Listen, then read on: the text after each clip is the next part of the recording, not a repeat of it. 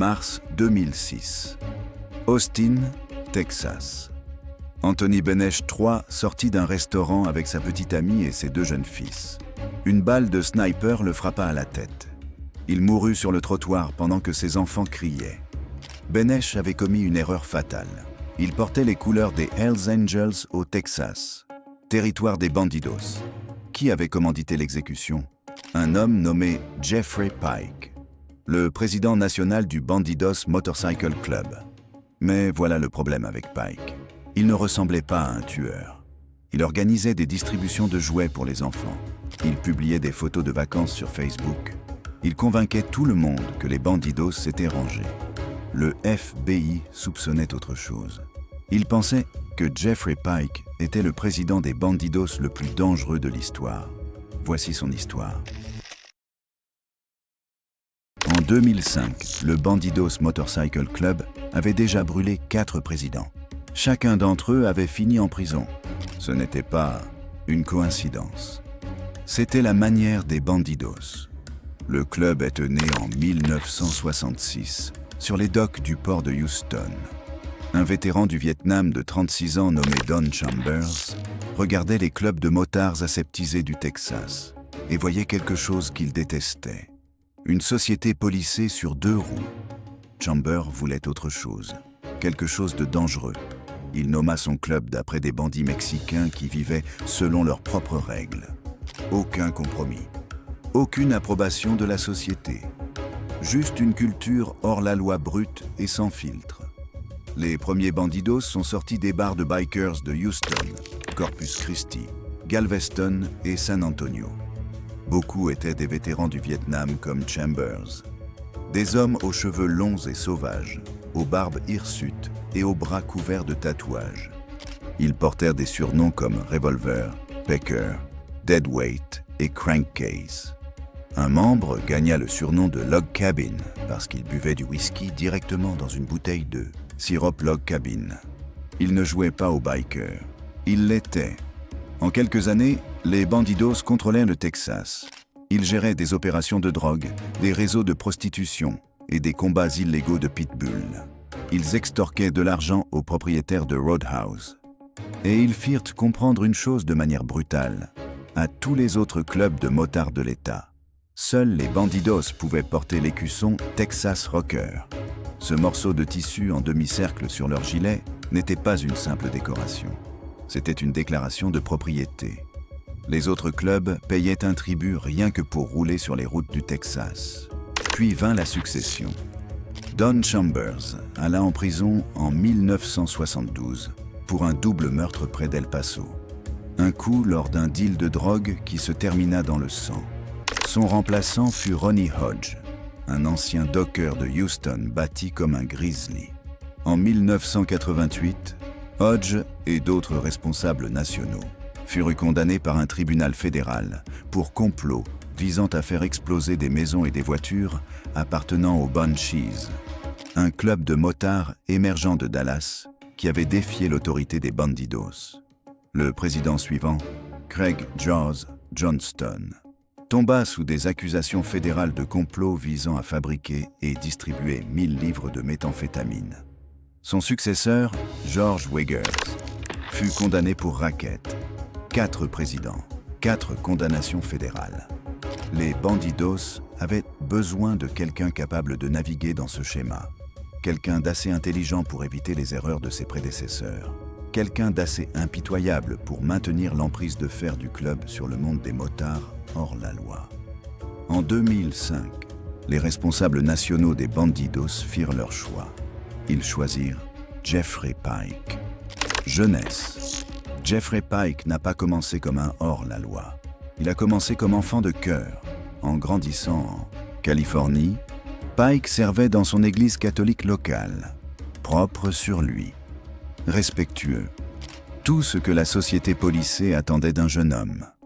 Mais quelque chose dans la structure, les règles, les attentes, cela ne collait pas.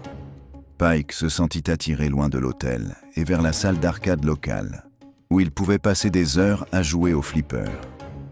Pas de sermon, pas de jugement, juste le chaos mécanique des billes d'acier et des lumières clignotantes. En 1973, à 18 ans, Pike entendit quelque chose qui changea sa trajectoire. Le Texas avait un âge légal pour boire fixé à 18 ans. Il quitta la Californie et arriva au Texas avec rien d'autre que de l'ambition et une soif de quelque chose, au-delà des contraintes dans lesquelles il avait grandi. Il prit un emploi dans la construction, un travail pénible, de longues journées. Le genre de travail qui forge des callosités et brûle toute la douceur restante de l'enfance. En 1975, Pike acheta sa première Harley. C'est à ce moment-là que tout bascula. Il commença à fréquenter les bandidos, à les observer, à apprendre leurs codes. Les bandidos n'étaient pas seulement un club de motards. Ils représentaient un rejet de tout ce que Pike avait quitté. Pas d'église, pas de règles, sauf les leurs. Une liberté totale, quel qu'en soit le prix. En 1979, les bandidos invitèrent officiellement Pike à les rejoindre. Ce à quoi il répondit oui.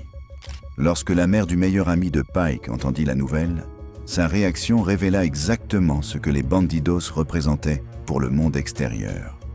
Elle tira Pike à l'écart, terrifiée, et lui posa une question qui parlait de la réputation du club. « Tu ne vas pas me tuer, n'est-ce pas? J'ai entendu dire que les nouveaux bandidos doivent promettre qu'ils seraient prêts à tuer la mère de leur meilleur ami. » C'était le prix de l'écusson, la volonté de tout faire, de devenir quelqu'un de complètement différent de l'enfant de cœur qui servait autrefois la communion. Jeffrey Pike avait franchi la ligne. Le hors-la-loi propre. Jeffrey Pike s'est sûrement battu en tant que jeune bandido. Lors d'un incident, il se rendit à Galveston avec d'autres membres pour tabasser des bikers rivaux qui causèrent des problèmes dans un club de striptease contrôlé par les bandidos. Des affaires hors la loi ordinaires, mais il resta propre. En 1987, Pike plaida coupable pour une agression délictuelle. Il avait poignardé un homme lors d'une dispute à une fête. Il fut condamné à une amende de $800. 5 ans plus tard, en 1992, il fut condamné à 20 mois de sursis avec mise à l'épreuve pour avoir illégalement câblé sa maison afin de voler de l'électricité à la ville de Houston. C'était tout. 2 crimes, 2 condamnations mineures. Pour un bandido, ce n'était pas un casier judiciaire. C'était un CV pour un poste de direction dans une entreprise. Pike se distinguait dans un club où les présidents allaient en prison fédérale pour des complots de meurtre, des campagnes d'attentats à la bombe et la fabrication de 1000 livres de méthamphétamine. Comparé au chaos qui définissait la direction des bandidos, Pike ressemblait à un jeune cadre jouant à se déguiser en cuir. Mais c'est précisément pour cela que les responsables nationaux l'ont choisi. Le FBI passait des décennies à traquer les présidents des bandidos. Chaque dirigeant avant Pike était tombé sous le coup d'accusations fédérales. Le club avait besoin de quelqu'un de différent. Quelqu'un capable de sourire aux forces de l'ordre, de serrer la main des procureurs et de convaincre le monde que les bandidos évoluaient vers quelque chose de moins dangereux. Pike était cordial, professionnel. Un agent du FBI témoignera plus tard au tribunal que chaque fois qu'il parlait, il trouvait toujours Pike remarquablement amical, presque désarmant. Les bandidos pariaient que l'image propre de Pike détournerait l'attention des fédéraux. Ils avaient tort. Construire un empire. Sous la direction de Jeffrey Pike, les bandidos explosèrent. Le club devint plus grand que les Hells Angels, plus grand que n'importe quel club de motards hors la loi de l'histoire. Pike commandait environ 2000 membres répartis dans 16 États, dont 600 rien qu'au Texas. 1400 autres membres opéraient au Canada, en Europe et en Australie. Pike présentait cette expansion comme une évolution. Il parlait publiquement de l'adoucissement de l'image du club, du fait de laisser derrière lui les jours violents de hors-la-loi, de devenir une organisation légitime de passionnés de moto qui se trouvaient simplement avoir un passé difficile. Le FBI n'y crut pas une seconde. Ils observèrent Pike bâtir son empire avec une précision chirurgicale. Ils remarquèrent sa paranoïa, son extrême prudence quant aux personnes qu'il autorisait à entrer dans son cercle intime. Alors que d'autres présidents des Bandidos étaient bruyants et imprudents, Pike opérait comme un PDG protégeant des secrets d'entreprise. Il avait mis en place un processus de sélection exigeant que tout membre parrainant un nouveau prospect connaisse cette personne depuis au moins 5 ans. 5 ans. Dans un monde où les agents infiltrés travaillaient généralement des dossiers pendant 2 ou 3 ans au maximum, la règle de Pike était une véritable leçon de contre-espionnage. Les fédéraux virent les choses telles qu'elles étaient, non pas un club en voie de légalisation, mais une organisation criminelle qui devenait plus intelligente. Pike n'adoucissait pas les Bandidos. Il les rendait intouchables. Le sniper. Mais mars 2006 changea tout. Un homme nommé Anthony Benesch commit une erreur fatale. Ce biker d'Austin commença à porter les couleurs des Hells Angels en roulant dans les rues du Texas. Les Bandidos lui dirent d'arrêter. 1 fois, 2 fois, des avertissements clairs. Benesch les ignora. Alors, les Bandidos décidèrent de lui donner une leçon. Un samedi soir de mars, Benesch sortit d'un restaurant avec sa petite amie et ses 2 jeunes fils. Une balle de sniper le frappa à la tête. Il mourut sur le trottoir sous les yeux de ses enfants. Le FBI se concentra immédiatement sur Jeffrey Pike. Une exécution aussi publique, aussi calculée, aussi propre. Les enquêteurs savaient qu'aucun bandido n'agirait seul. Quelqu'un devait l'avoir autorisé. Quelqu'un avec suffisamment d'autorité pour qu'un membre prenne le risque de tuer un homme devant des témoins et des enfants. Quelqu'un comme le président national. Mais l'enquête s'enlisa. Aucun témoin ne se manifesta. Aucune preuve ne liait directement Pike au meurtre. L'affaire devint froide, classée avec des dizaines d'autres meurtres de bikers non élucidés. Pike avait esquivé la balle qui avait tué Anthony Benesch. Du moins, pour l'instant. Le problème des Cossacks. 7 ans plus tard, les Bandidos avaient un nouvel ennemi. Fin 2013, les forces de l'ordre commencèrent à entendre des murmures. Les Bandidos se préparaient à la guerre contre les Cossacks, un club de motards texans plus jeunes, qui, selon les mots d'un expert biker, cherchait à se faire un nom. Les Cossacks faisaient l'impensable. Ils portaient le Texas Rocker dans le dos de leur gilet. Cet écusson en demi-cercle que les Bandidos revendiquaient comme leur territoire exclusif depuis les années 1960. L'écusson qui symbolisait le contrôle des routes du Texas. L'écusson que d'autres clubs avaient payé un tribut pour porter. Les Cossacks le portaient sans demander la permission. Pour les profanes, voir des hommes adultes se disputer pour un morceau de tissu semble absurde, presque comique.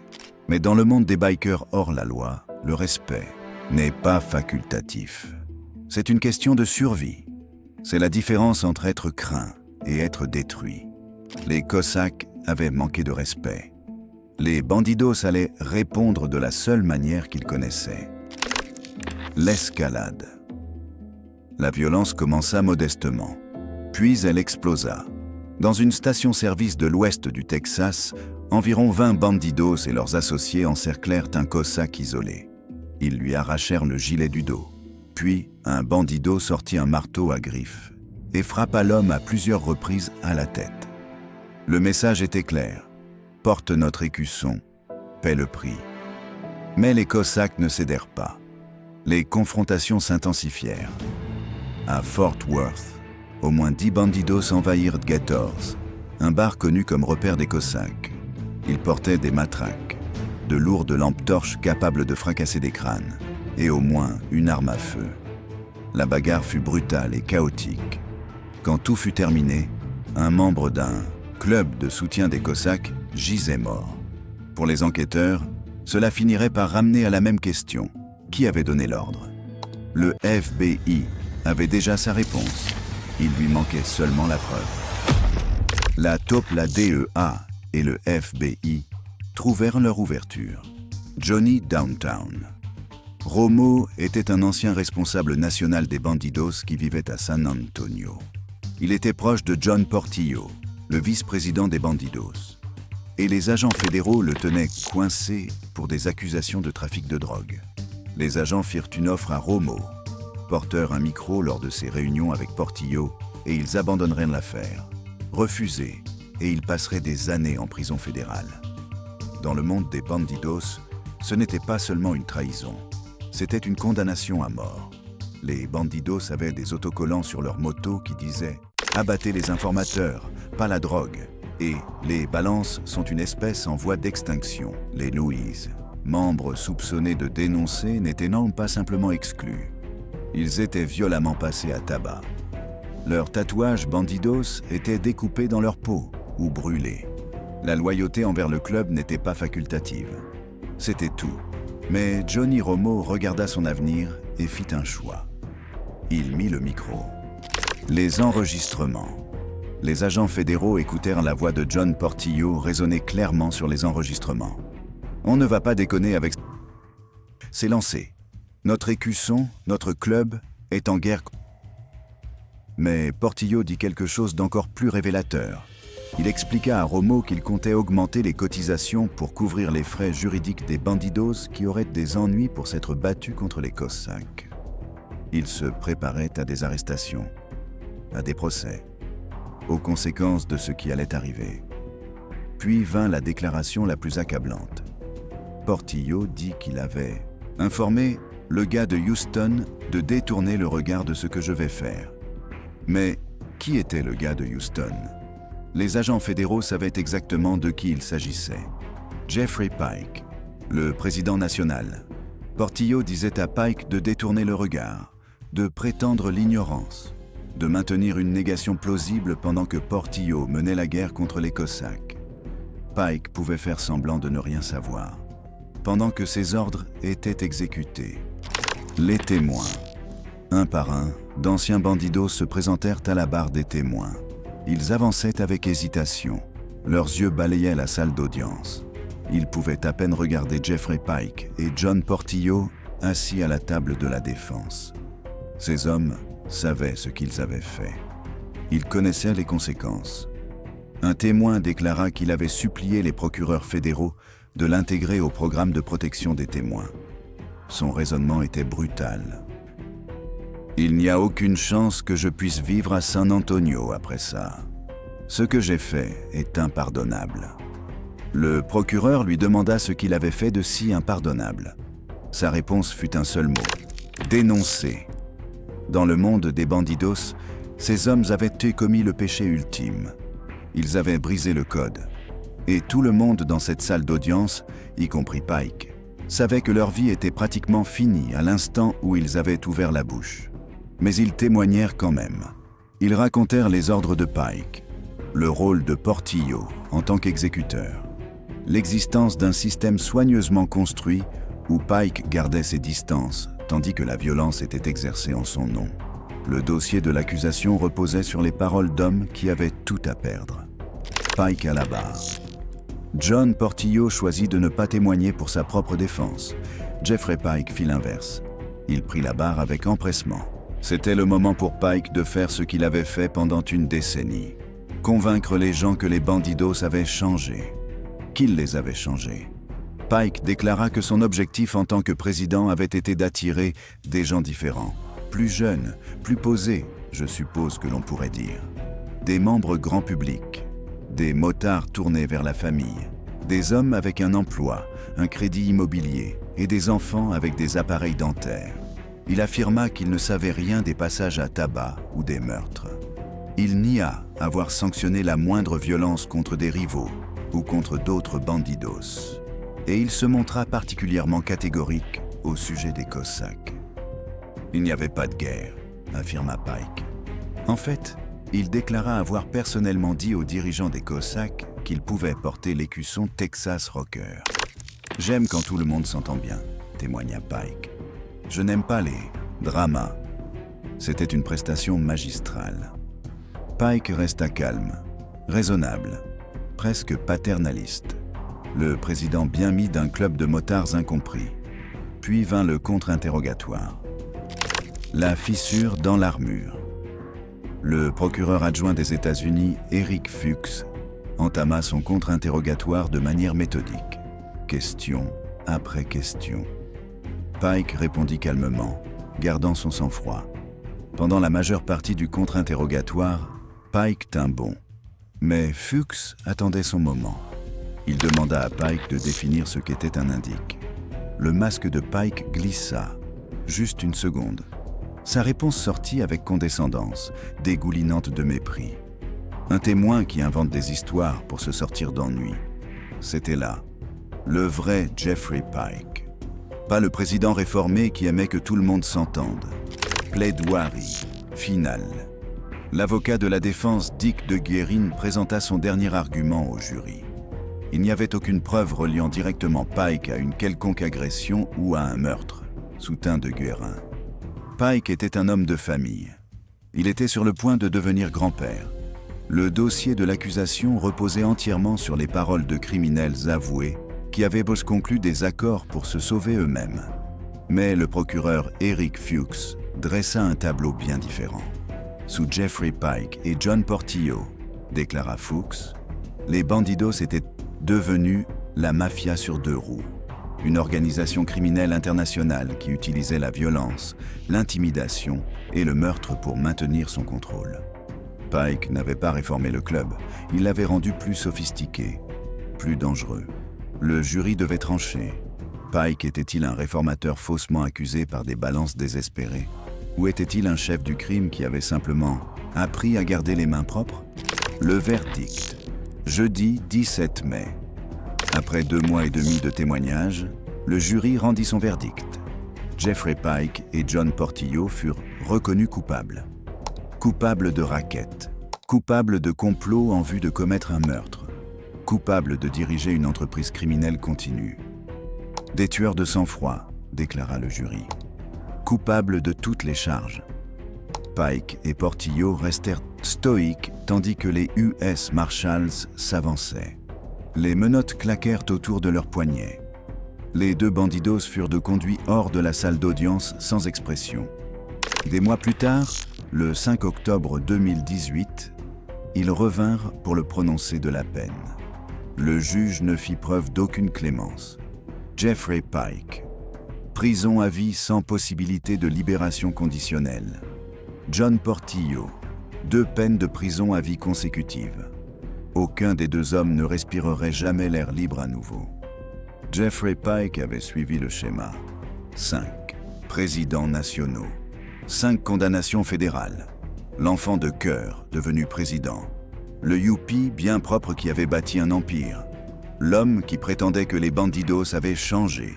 Il allait en prison, comme tous les autres. La dernière inquiétude.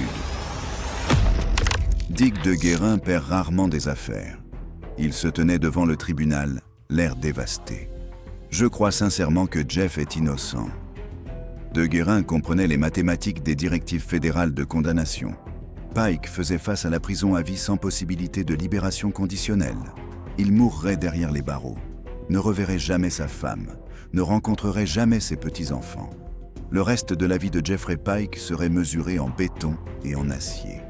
Mais Pike dit quelque chose à De Guerin qui montra l'autre facette de lui. Quand nous avons parlé après le verdict, sa plus grande inquiétude concernait sa femme, Heather. Ils avaient vécu dans son camping-car pendant le procès, et il craignait qu'elle ait des difficultés à le conduire pour rentrer chez eux. Un long silence suivit. Au lieu de s'inquiéter pour son propre avenir, il se préoccupait de la sécurité de sa femme. Le jury avait décidé qui était vraiment Jeffrey Pike. Mais même après le verdict, il s'assura que tout le monde se souvienne de qui il voulait qu'on pense qu'il était. La mise en scène. Jeffrey Pike comprenait quelque chose que ses prédécesseurs n'avaient jamais compris. La perception, c'était le pouvoir. Il commença à mettre en œuvre des réformes, de vrais changements visibles, qui faisaient bonne impression sur le papier. Pike interdit aux bandidos d'appeler leurs petites amies « propriétés ». Il expulsa les membres pris en train de vendre de la drogue.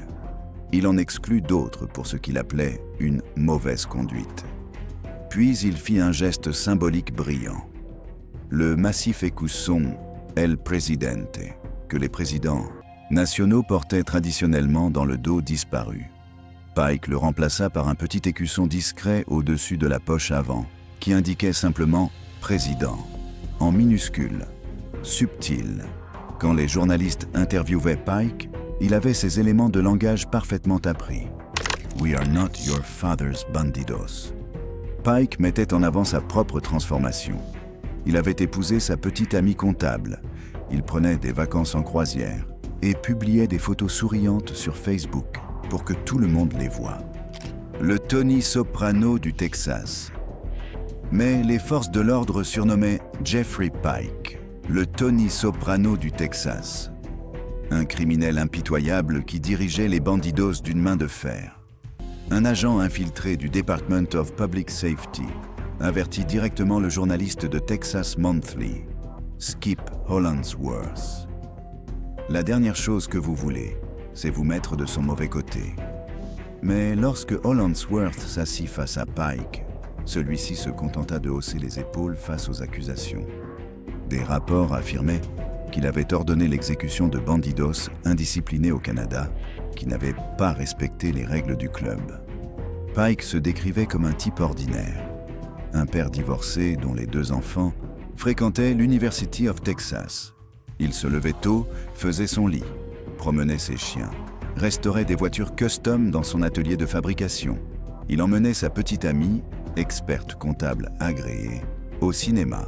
Il participait à des sorties moto le week-end avec d'autres bandidos. Pike avançait l'argument suivant. Pourquoi les fédéraux ne peuvent-ils pas simplement accepter le fait que nous sommes une bande de bikers qui aiment se retrouver et s'amuser? 5 présidents des bandidos, 5 condamnations fédérales. Le schéma se confirmait. Et au Texas, les bandidos étaient déjà en train de choisir leur 6e président. Mais certains des bandidos les plus redoutés ne sillonnent plus les routes. Ils sont enfermés derrière les barreaux, où se mène un tout autre type de guerre. Cliquez sur la prochaine vidéo pour voir comment leurs histoires se poursuivent.